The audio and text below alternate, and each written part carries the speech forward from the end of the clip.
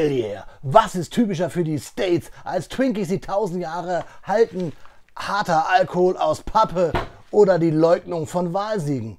Genau, Jazz, America, fuck yeah!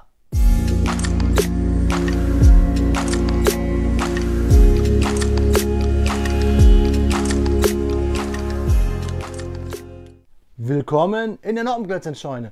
Mein Name ist Brian B.L. Oxter und Freunde, heute sprechen wir über das Typischste, was Amerika zu bieten hat. Militärfahrzeuge und vielleicht das berühmteste Militärfahrzeug aktuell. Wir sprechen heute über die wunderbare FA-18C Hornet von Kobi, die 5810, hier in einer ganz besonderen Lackierung. Ich habe gehört, dass es auf diesem Kanal von so einem komischen Typen, der Blockster heißt, schon mal eine F-18 gab. Sogar eine von Kobi und eine von Mea Constructs, also zwei. Aber heute zeige ich euch die mit den Stars and Stripes. Freunde, rockt jetzt mit mir hier auf den Bautisch. Hell yeah!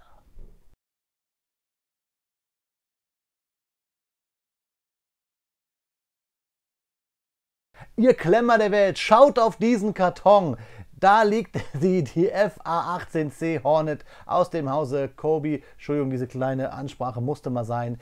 Die 5810 538 Steinchen im Maßstab 1:48 aus der Armed Forces Serie. Schön bedruckt mit einem Seepferdchen, ein kleiner Spaß mit einem Drachen.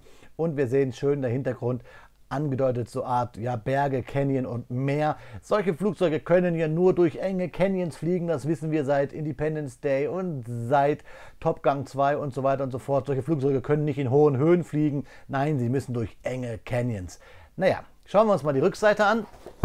Da sehen wir auch schön den Stand und das Flugzeug in richtig schöner Position. So ein ähnliches Bild habe ich fast schon mal verwendet für ein Thumbnail. Hier sehen wir sogar zwei F-18. Die Fakten, die bekommt ihr gleich von mir. Der schöne Stand, da sehen wir auch, dass die F-18 quasi ein kleiner Bruder oder kleine Schwester ist von der 747, denn beide Flugzeuge kommen aus dem Hause Boeing.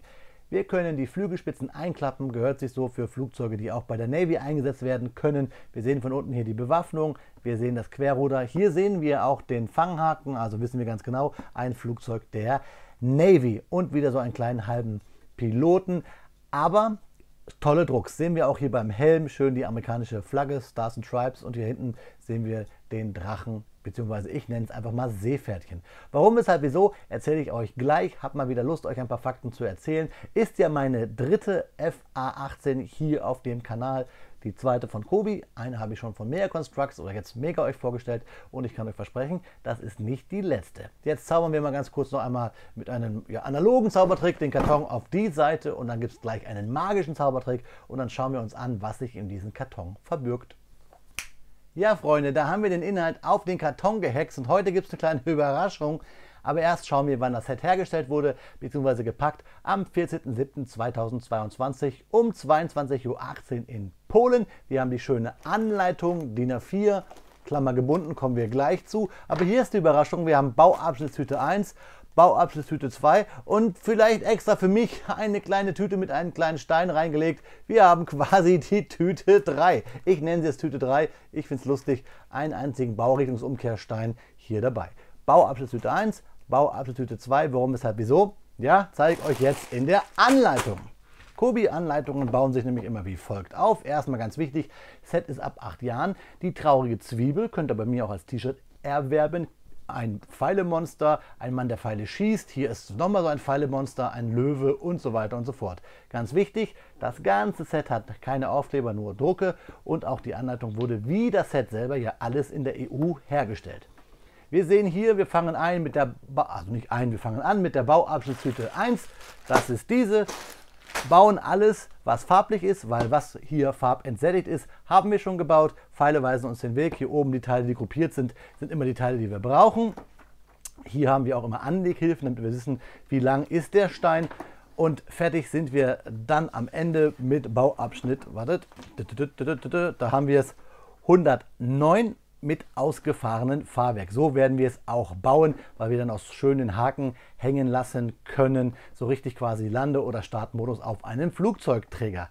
Den Stand werde ich wahrscheinlich gleich, wenn ich Tüte 2 anfange, mit als erstes bauen. Das mache ich immer so, lasst euch da nicht verwirren. Hier dann auf den letzten Seiten immer die Teileübersicht und dann kommt schöne Werbung. Und ja, das ist die F-18, die ich gerade erwähnt habe. Die werde ich euch noch vorstellen. F-16 habe ich euch auch schon eine vorgestellt. Schaut einfach mal oben auf dem i oder generell auf meinem Kanal. Da gibt es sehr viele Kobi-Videos. Ich habe ja den Anspruch und das möchte ich wirklich von ganzem Herzen euch alles vorstellen, was Kobi schon mal gebaut hat. Bin ich gut dabei? Schaut einfach mal auf meinem Kanal. Da gibt es viele Videos auch zu älteren Kobi-Sets. Glaubt mir, das lohnt sich. So, euch jetzt viel Spaß bei den Fakten zur FA-18C Hornet und mir viel Spaß beim Bauen, meine Freunde.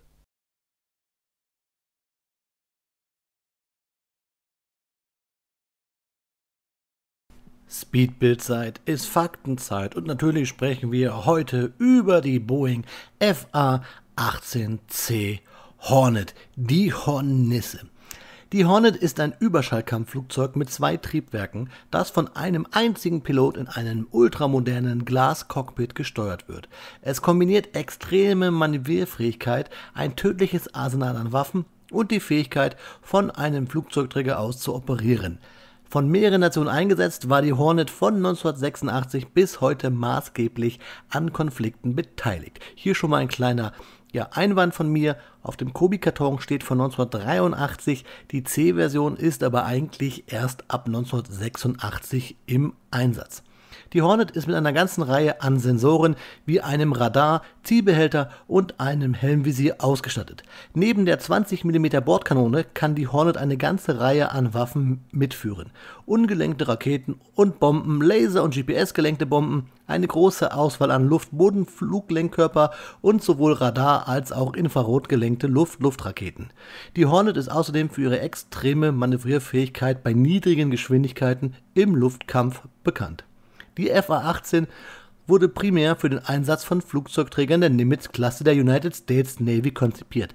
Da kommen wir später noch bei den Detailfotos zu, wenn wir genau über die Lackierung dieses Flugzeugs reden. Durch ihre Flexibilität bei der Bekämpfung von Boden-, See- und Luftzielen auf große Entfernung stellt sie die wichtigste offensive und defensive Komponente einer US-amerikanischen Flugzeugträgerkampfgruppe dar. Im Laufe der Zeit erwarben auch einige andere Staaten die Hornet, wobei diese Maschine ausschließlich dann von Flugplätzen an Land eingesetzt wird. Ja, Freunde, auch hier schon mal kleiner Spoiler. Demnächst werde ich euch nämlich eine Hornet aus der Schweiz vorstellen. Diese Variante, die FA-18C, enthält umfangreiche Verbesserungen, die zum größten Teil die internen Systeme befasst. Alle Maschinen besitzen nun das neuere leistungssteigerte AN/APG-73 Radar und die Fähigkeit, Lenkwaffen vom Typ AGM-84 Harpoon, AGM-65 Maverick und AIM-120 AMR-RRM einzusetzen. Die gesamte Avionik wurde umfassend modernisiert, unter anderem wurden neuere ELOCA-Systeme mit einer verbesserten Abdeckung, das modernere Radarwarngerät AN/ALR-67 sowie 4 Tauschkörperwerfer AN/ALE-47 statt 2 AN/ALE-39 sowie die bei der FA-18 eingebaut wurden, eingebaut. Es wurde außerdem Wert auf eine verbesserte Nachtkampffähigkeit gelegt, weswegen Nachtsichtbrillen und externe FILER-Zielbeleuchtungspot integriert wurden. Also, obwohl dieses Flugzeug schon eigentlich seit Ende der 70er Jahre im Einsatz ist, bis heute ist es aber das Rückgrat der amerikanischen Luftkampfverteidigung bzw. der Luftkampffähigkeiten der Navy und der Marines. So, Freunde, genug geredet, jetzt gibt es ein kleines Review zu diesem Set, was ich gerade gebaut habe.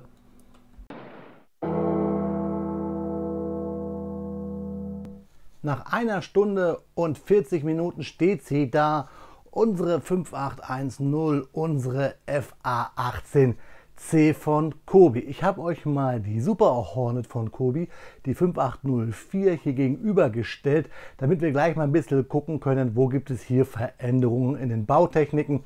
Natürlich ist das Flugzeug ein bisschen größer, ist ja auch die Super Hornet. Wir haben jetzt ja hier in Anführungszeichen nur die C. Ich muss sagen, vorab, und das ist das Wichtigste an diesem Modell, ist einfach cool, dass wir hier so viele Prints haben. Wir haben natürlich diesen tollen amerikanischen Helm, Wir haben hier die 300, ist auch eines der berühmtesten Flugzeuge der Golden Dragons. Aber dazu gibt es dann leider mal Fakten, wenn ihr die Detailfotos bekommt. Natürlich die Hoheitsabzeichen, hier vorne die gelbe Nasenspitze und ganz hinten natürlich hier die Stars and Stripes, der Star Spangled Banner oder so ähnlich heißt es ja. Ne? Also die berühmte Fahne der Vereinigten Staaten von Amerika. Hier unten natürlich das Typenschild, kennen wir, 2x6er Teil mit dem Schriftzug Boeing FA-18C Hornet im Maßstab 1:48. Ja, was ich hier richtig cool finde, habe ich euch gesagt, sind die Prints und es waren jetzt nur ein paar, die ich euch gezeigt habe. Erstmal auch gut, dass hier, oh, guck mal, wie gut der Stand hält. Nein, wir haben ja auch hier diese Sektion voll beprintet. Wir haben hier die 300 stehen und wir haben hier das gleiche nochmal und hier auch voll geprintet. Von unten haben wir dann hier nochmal markant die Lufteinlässe auch beprintet. Das war es eigentlich an Prints. Aber das Schöne ist halt, wir haben hier ja auch nochmal die Zweifarbigkeit mit dieser besonderen Lackierung der Golden Dragons. Was ich nicht so gut finde an dem Modell ist, die Nasenspitze, die wirkt mir zu labbrig, auch wenn wir hier jetzt mit diesem Teil das schön aufpacken können, aber man muss immer richtig drauf drücken, sonst labbert das zu schnell ab und irgendwie verdreht sich auch schnell. Und ja, hier vorne hat man halt dann so diese Kante, ihr seht es hier so ein bisschen, das gefällt mir nicht so. Auch finde ich ein bisschen blöd, dass das Flügelchen hier hinten zum Einklappen ist mir zu labberig. Ihr seht es auch hier, weil wir es hier nicht aufnoppen können, das ist ja klar. Aber irgendwie ja, wirkt das dadurch sehr instabil. Auch hier vorne generell die Bautechnik hier mit den Bolzen, den wir hier reinstecken, damit wir noch so eine kleine Aufnahme für die C-Clamps haben, finde ich auch sehr labberig, geht schnell ab, kommt man schnell gegen. Aber sonst farblich finde ich es cool. Bewaffnung auch cool. Generell von unten schön hier auch gelöst. Das Fahrwerk, wir bauen es ja ausgefarbt. Es gibt gar keine Möglichkeit, es nicht zu bauen. Wir können es aber natürlich auch weglassen, weil dann haben wir einfach nur ein paar Noppen über. Aber es ginge auch. Ganz schön ist dieser Haken hier hinten für den Flugzeugträger zum Einfangen der Halteleine, der Sicherungsleine. Das gefällt mir auch sehr gut. Und natürlich, ich habe es euch gesagt, der kleine Pilot, ich hole ihn mal kurz raus, hier, beziehungsweise zeige ich euch, ist ja diese Version ohne Beine mit den Ärmchen über die Schulter, aber gefällt mir gut dieser Helm. Ich muss so ein bisschen an Apollo Creed denken. Fuckelig und wirklich sehr frickelig war hier hinten der Bau der Triebwerksgondeln, war sehr kleinteilig, hat ewig gedauert und ich habe mich hier auch ein bisschen verzählt. Habe das Flugzeugteil hier, unsere 5810, bei Twitch gebaut. Mein Twitch-Kanal findet ihr da unten, blende ich euch gerade mal ein. Da könnt ihr vielleicht auch nochmal nachschauen in der ganzen Länge, was ich da für einen Quatsch gelabert habe und was ich gebaut habe. Hier natürlich die schöne Fliese der Vereinigten Staaten, das Hoheitszeichen, die Landesfahne mit den Streifen für die 13 Kolonien und die Sterne auf blauem Hintergrund für die Bundesstaaten, sowie hier einer der Golden Dragons. Das finde ich auch ein bisschen schade, dass wir jetzt hier diese 4 Formteile haben, denn ich kann es euch ja mal zeigen und das wollte ich euch ja zeigen zum Vergleich. Seht ihr, das meine ich auch hier vorne. Ich bin jetzt nur kurz gegengekommen, das fällt leicht ab, weil es nur auf einer Noppe ist. Das gefällt mir nicht so gut. Das ist hier bei der Super Hornet irgendwie besser gelöst. Ich will jetzt gar nicht groß vergleichen, aber ne, nur noch mal zum ins Gedächtnis holen. Video findet ihr oben auf dem i. Da haben wir das hier mit Wedges gemacht, gelöst und das Fahrwerk ist auch ein bisschen massiver. Und natürlich vor allen Dingen hinten haben wir hier das Seiten- und Höhenleitwerk komplett aus Bricks gebaut. Ich mag das. Also ich mag ganz gerne, wenn wir ein Set haben, ein Flugzeug bauen, Panzer, egal was von Kobi, das darf ruhig, jetzt nehme ich mal meine künstliche kleine Hand hier ab. So, das geht dann besser. Nein, das darf dann ruhig auch mal ein bisschen Brickbuild-Charakter haben. Zu viele Formteile mag ich dann nicht. Und das hat dann hier hinten einfach vielleicht zu schnell gelöst. Es sieht natürlich edler aus. Man kann es besser bedrucken als komplett über die Steine. Wir wissen ja, das macht Kobi auch. Das ist ziemlich cool. Aber gebaut hätte ich es dann vielleicht doch lieber. Wobei dann vielleicht auch dieser schlanke Charakter nicht rüberkommt. Das könnt ihr mir ja mal kurz in die Kommentare schreiben. Sonst richtig schönes Flugzeug. Ich habe jetzt 2, eine dritte kommt noch, habe ich euch gesagt. Und ihr bekommt gleich nochmal ein paar Detailfotos und dann ein paar Infos zur Lackierung, warum, weshalb, wieso. Das ist nämlich auch nochmal interessant, warum wir hier diese Golden Dragons haben, diese Flugstaffel der Navy und warum diese Lackierung. Das ist nämlich die Farbe, das kann ich schon mal verraten. Ja, und hier nochmal ein kleines Manko, das Fahrwerk, da komme ich immer leicht gegen und dann verdreht sich das so. Aber egal, kommt er wieder auf den Stand, den habe ich euch noch gar nicht gezeigt. Der bleibt aber eigentlich, ja, wie immer bei Kobi, habe ich auch vorab gebaut jetzt hier. Also vorab gebaut heißt, ich habe beim Baustep 2 in der zweiten Bautüte mir die schwarzen Steine zuerst rausgesucht und diesen Stand dann gebaut. Das mache ich immer irgendwie in letzter Zeit öfter, damit die schwarzen Steine raus sind und ich mich dann auf das Modell konzentrieren kann. Den Rest halt. Und deswegen baue ich diese Stands meistens dann immer als erstes beim letzten Bauabschnitt, wo die drin sind. Ja, trotzdem sind diese Stands cool. Bei den bei den Limited und Execution Editions gibt es ja oft besondere Stands und für mich auch immer ein Grund, diese dann zu kaufen. Hier ganz normal dabei, alles cool. Und seht ihr, das meine ich, ich bin jetzt nur kurz gegengekommen und schon muss man hier ein bisschen die Spitze wieder richten. Gefällt mir nicht so. Sonst auch ganz cool, habe ich ganz vergessen, euch zu zeigen, so, dass wir hier auch Transclear-Teile verbaut haben, damit wir ein bisschen hier auch noch mehr auf die Charakteristik des Flugzeugs eingehen können. Und ja, das mit der Spitze, das gefällt mir nicht. Ich muss euch aber gestehen, das kann ich ja ruhig mal sagen, als Super Kobi-Profi, ich habe ja ein paar Steinchen über gehabt, nicht der Rede wert. Es war der Stein über, der extra eingeschweißt war und eine Bügelperle. Und die Bügelperle, dachte ich mir, stecke ich hier rein, damit ich dann besser hier die Spitze drauf machen kann, damit es besser hält und nicht mehr sich so verdreht. Aber ich, alter Kobi-Profi, ja, hätte es mir auch gleich denken können, dass wenn die Bügelperle hier drin steckt, ich die Spitze gar nicht mehr draufstecken kann. Aber ich habe sie wieder mit einer Büroklammer rausgeprokelt. Büroklammern sind ja eh das beste Werkzeug für so vieles. Also ich habe noch nie eine SIM-Karte in einem Handy gewechselt ohne eine Büroklammer. Also das ist eine andere Geschichte. Also ich bin ja ein bisschen der Büroklammer-MacGyver. Naja, aber hier ist das wirklich ein Punkt, der mir nicht so gut gefällt. Diese Spitze. Dass es wackelt, das haben wir immer. Das ist nicht weiter schlimm. Trotzdem gefällt mir das Flugzeug hier einfach aufgrund der Lackierung. Ich bin wirklich, wirklich gespannt auf die Schweizer Version. Und dann müsste ich eigentlich noch die andere von Top Gun bauen. Und dann habe ich, glaube ich, alle von Kobi. Also alle FA18. Mal schauen, mal schauen. Ich habe ja eh Lust und ist mein Anspruch hier, so viel wie möglich von Kobi aus dem Portfolio zu bauen.